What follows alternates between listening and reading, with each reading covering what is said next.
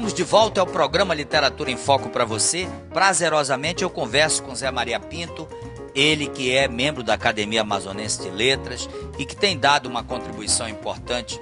E eu volto atrás, o Zé Maria me permite ver o meu passado junto com o passado dele.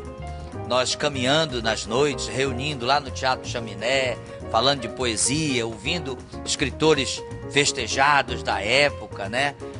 E eu vejo o Zé Maria desse período. Eu sou um dos companheiros. O Zé Maria trabalhando a literatura através da poesia, eu tentando ser poeta, mais tarde historiador, enfim. Mas o Zé Maria é meu contemporâneo desse período, isso me traz uma alegria muito grande. Agora, Zé, você também trabalhou o mundo dos ensaios. E esses ensaios têm sido muito interessantes. Eu queria que você falasse um pouco desse outro momento da sua escrita. Foi alguma coisa que começou com um trabalho para o vestibular da UFAM, né, em 2000, 2001.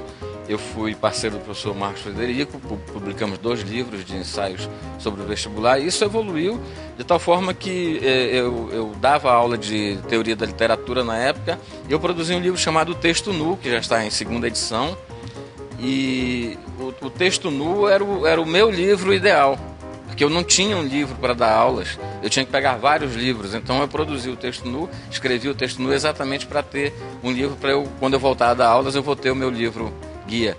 E ano passado também eu lancei um livro chamado Conto no Amazonas, que é uma análise da evolução do conto dessa forma, desse gênero, né, no Amazonas. E estou também com um outro livro pronto chamado A Lira da Madrugada, que é uma análise de poemas do pessoal do Clube da Madrugada.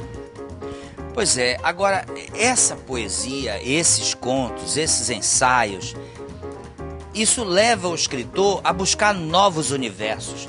Como é que você tem se encontrado com esses universos? Isso dá uma satisfação, porque você sai de um caminho para outro caminho. Como é que isso te prende na tua vida literária?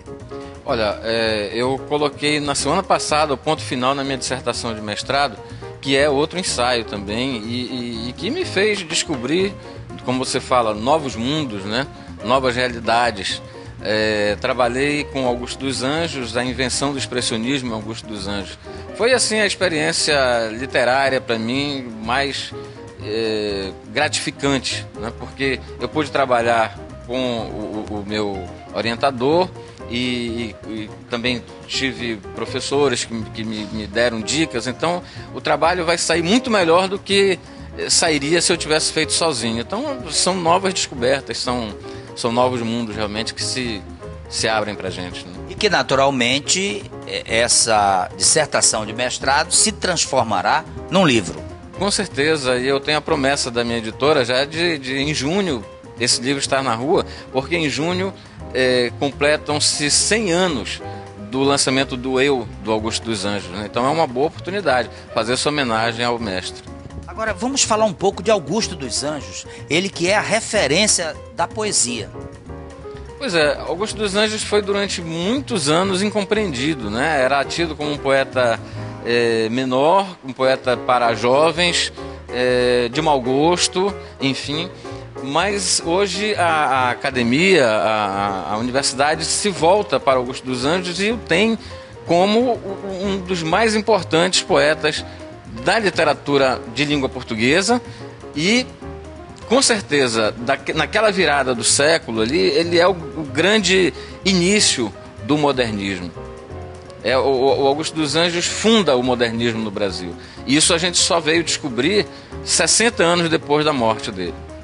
Quer dizer, pós-morte, Augusto dos Anjos continua vivo, plenamente vivo, seja na literatura, seja nas discussões em volta da sua produção.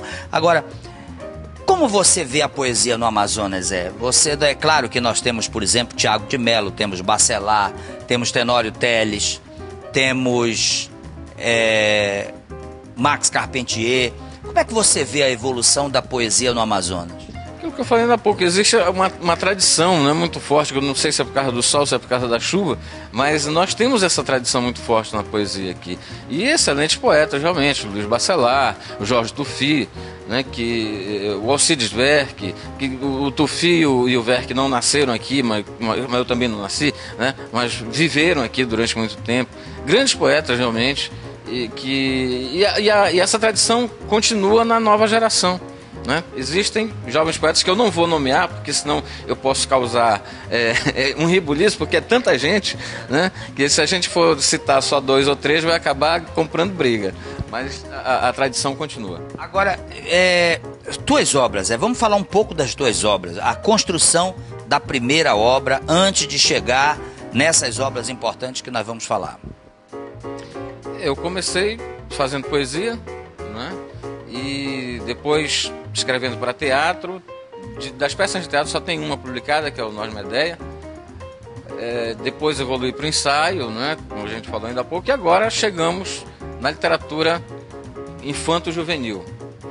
Pois é, e é dessa literatura infanto-juvenil que nós vamos falar, mas vamos continuar entendendo que você é um descobridor de talentos, porque você na universidade estimulou seus alunos a produzirem poesia, a escreverem. Eu tive lá pelo início da década de 90, publicava um jornal chamado O Fingidor, que na verdade era uma página A4, né, eram 2 ou 3 páginas A4 dobradas, né, e era um jornal pequenininho, tamanho de um livro mais ou menos, e esse jornal evoluiu para um blog, né, e durante 3 anos eu publicava um poema por dia, e por semana um jovem poeta, né? Então, além de um poeta velho e um poeta jovem, mas todo dia tinha um poema, poetas nacionais e tal, mas sempre dando ênfase uma vez por semana, nas quintas-feiras, um poeta jovem sempre era publicado, né? Então, foi durante 2 anos, foram mais de 600 poemas publicados, mais de 700 poemas publicados. Bom, nós vamos para um outro intervalo. E, novamente, eu convido o Zé Maria e você, telespectador, a provar o nosso Guaraná Regente Zero. Vale a pena. Eu volto já, não saia. Vamos continuar falando de poesia agora, neste bloco, especificamente das obras para o seu filho, para o seu neto, para a sua neta. Volto já.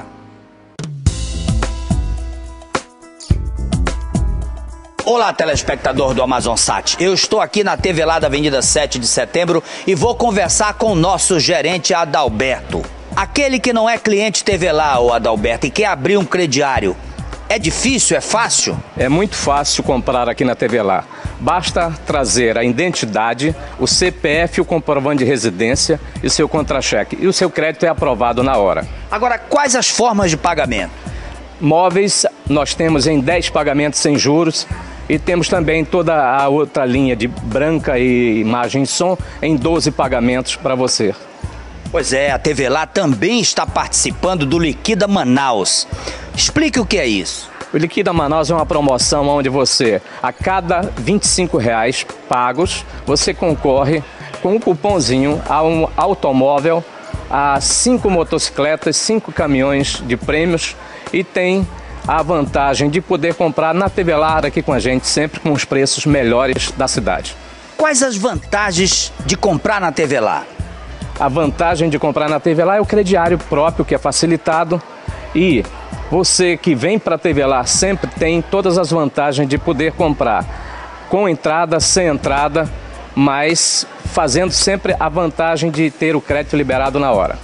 Pois é. Nós estamos na 7 de setembro. Qual o endereço correto para esse cliente, por exemplo, que vem lá do interior do estado? Fica na Avenida 7 de Setembro, número 1035, em frente à Praça da Polícia Militar de Manaus. E o telefone? É 3633-6446. Então você já sabe, por tudo isso a TV lá é você no melhor lugar.